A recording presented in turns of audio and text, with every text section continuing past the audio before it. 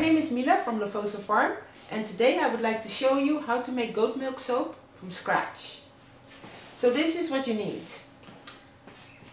You need bowls, big enough, one at least big enough to hold all the ingredients at the end. Okay, so we use either glass or stainless steel.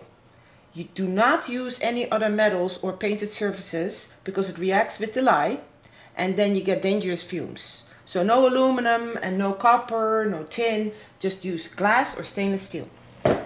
You will need individual bowls to heat up the individual oils. So I have 3 different ones. I have castor, olive oil and coconut oil. So I need 3 to heat those up separately and then mix them together. You need something to pour it in the mold easily, and this is what I use. And then you need a glass measuring cup that you can easily pour the lye from. You cover it with saran wrap so that it doesn't absorb the moisture from the air and get clumpy. You need safety gear, gloves, goggles, and a respirator because there are dangerous fumes coming off at the start. You will need a thermometer to measure the temperature of the oils. A whisk and a spatula is very handy. An electronic scale. You will need molds, and I like to use the silicone molds. Very easy to unmold, makes perfect 100-gram soap bars. This is the frozen goat milk. It's already pre-measured. You use it frozen, so you have to make sure that it is frozen before you even start. You're going to need 99% alcohol in a spray bottle, and in the video you will see why you need it. And if you want to fragrance your soap, you will need your fragrance oils. I like to use essential oils. You need lye crystals. Then you will need paper towels, lots of them, just in case you have a lye spill or to clean up anything. And you will need a microwave to heat up the oils. Now that we have everything set up to go, let's get started. Now we're going to weigh the oils. I already weighed the olive oil and the coconut oil. So we set it to 0 so that we can be accurate. And weighing is way more accurate than using the lines on the measuring cup. We need 413 grams. This is 414. That's close enough. So the coconut oil is solid at room temperature, and therefore we are going to microwave this first in small bursts. So this is after 1 minute in the microwave. I'm just going to break it up a little so that it heats evenly. So after another 30 seconds, it's almost there. Stir it a little bit and put it back.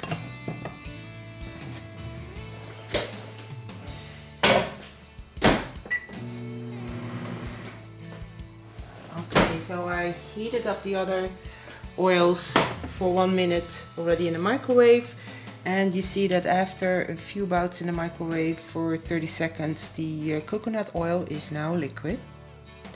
So since these are also heated up, we can mix them all together.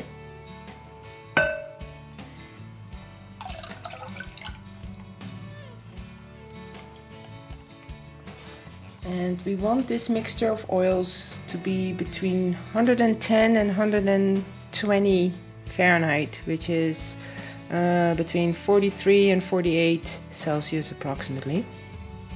That's a little over 110, so that's pretty good. So this is the goat milk. It's frozen and it's already measured, so this is exactly what we need. But in order to work with it, we need to break it up, and therefore I'll put it in the microwave for like 30 seconds to make that easier. So after 30 seconds in the microwave, we can break it up a little.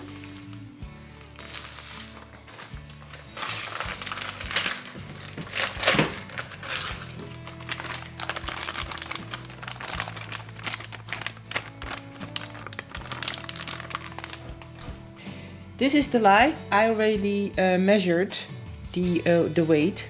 Okay, so I'm all protected. I have my goggles and these actually fit over my regular glasses. And have my respirator on.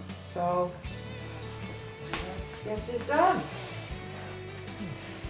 Now we have the frozen milk in here. You see it's in big chunks still.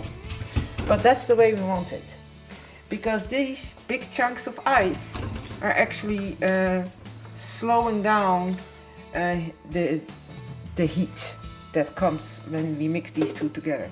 So when we mix the sodium hydroxide with the liquid, which is the milk, which is now frozen, it gets really hot. If it gets too hot, then it will actually scorch the milk. So then it will turn brown. And that's why we have the big chunks of ice. So we're going to do this really slow and we're just going to keep on moving it around. As you can see, it's melting right away. But because we are doing it really slow, it doesn't get the chance to get really hot. Now you can also put this in an ice bath, which I used to do before, but I actually found out that this is just easier. Have big chunks of ice, frozen milk. We'll keep it cool enough. Now you just be patient and slowly move it around. You don't want to splash because this liquid is very dangerous. It burns the skin, you don't want to get it in your eyes, you don't want it splashing on the counter where you later have to clean it up and you don't realize that there's lye spilled. So let's just do it very slow and keep it all contained in this bowl. Now we use a glass bowl, so you can use a stainless steel bowl or glass. Okay, so now all the lye is in the milk. You can see that there's only a few chunks of ice left and you can see the change of color. And if it would get too hot, then this would turn orange and then brown. And that means that your soap bar is not going to look creamy. It's going to look brown. There will be nothing wrong with the soap. It just doesn't look very pretty. Now we're making sure that all the lye crystals are dissolved before we are going to put this into the oil. Another thing that I have to mention is that you never put liquid into the lye. You always put the lye into the liquid. You don't want a lye volcano splashing up all over you or your counter. Very dangerous. So you always add the lye to the liquid. Okay, so now all the lye granules have been dissolved. And you see that my liquid is yellow, not brown or orange, which is perfect. Now, this is lye solution. Okay, so that's dangerous. So we're going to put this on a paper towel.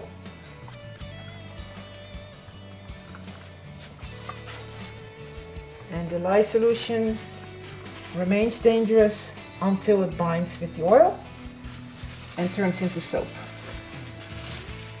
Okay, so we are going to mix this with the oils and do it really slow.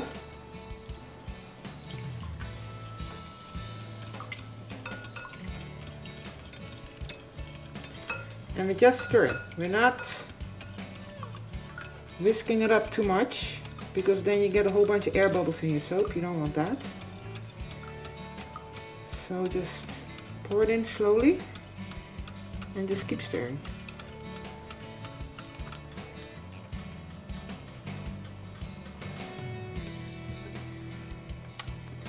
Once everything is in, I put this in the safe place again, on a paper towel,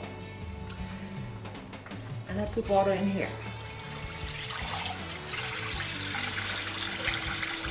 And now we are going to stir for like 10 minutes. That's how long it takes if you use a lot of olive oil in your soap, like I do. Then it's going to take you longer to get to where you need to be. And where you need to be is called trace. So when the chemical process is done and the oil and the lye solution turns into soap, then it starts being thick enough that when you do this, you actually can see it lay on top. That's called trace. Once we accomplish that, then we can pour it into the molds. Okay, this is the 5-minute mark, and I am making sure that I go everywhere to make sure that everything gets a chance to turn into soap. And this process is called saponification. And once this is completed, the soap is no longer dangerous to touch, and there are no longer any dangerous fumes. And to know when it's ready to pour, we have to look for trace, and I will show you. This is how you look for trace, and you see there's no trace yet because all the liquid sinks in right away. So we need to go another 5 minutes. Now you can use a stick blender. I personally don't like it. Stick blender goes too fast. I like to control the process. I want to make sure that everything is done evenly and not a big clump at the bottom and at the top it's still not ready. So I do not use a stick blender. So we are going for another 5 minutes, and we'll see you in 5. Let's see if we have trace. If you see it lay on top for just a nanosecond, this is very short, before it sinks in, then you have a light trace. I don't know if you can see it, but we do actually have light trace. Okay, since we have light trace, we can now add the essential oils, and I made a nice little mixture. And just double check, yes, we have light trace. We are slowly going to add the essential oils. Some oils actually accelerate trace. It all depends on what oils you are using, but some essential oils actually accelerate trace. So you put them in at light trace, mix them in really well,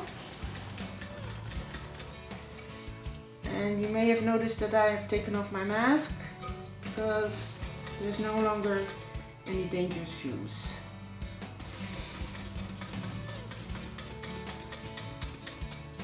Okay, so we are at the point that we have the trace exactly the way I like it. We are going to pour this into something that is easier to pour it into molds with.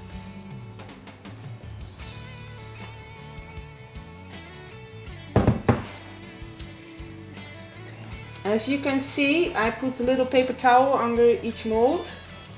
I will show you after that once you have filled one, you don't want to disturb it, because you get air pockets easily when you put it like this. You can get an air pocket right there, So I move it with the paper towel like this after I fill it. And that's why the paper towel is underneath. Because I have been stirring very carefully, there are no air bubbles in my soap bars.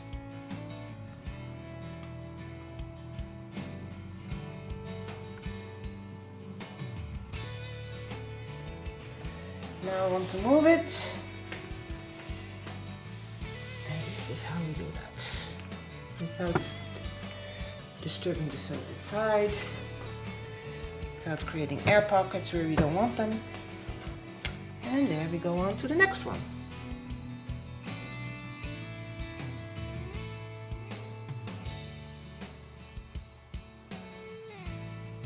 Okay, after about 15 minutes, after 15 minutes pouring the soap in the mold, you have to spray it with 99% alcohol. This is to prevent something that's called soda ash. Soda ash is like a white film on your soap. Doesn't mean there's anything wrong with the soap. It's totally fine. It just doesn't look as pretty.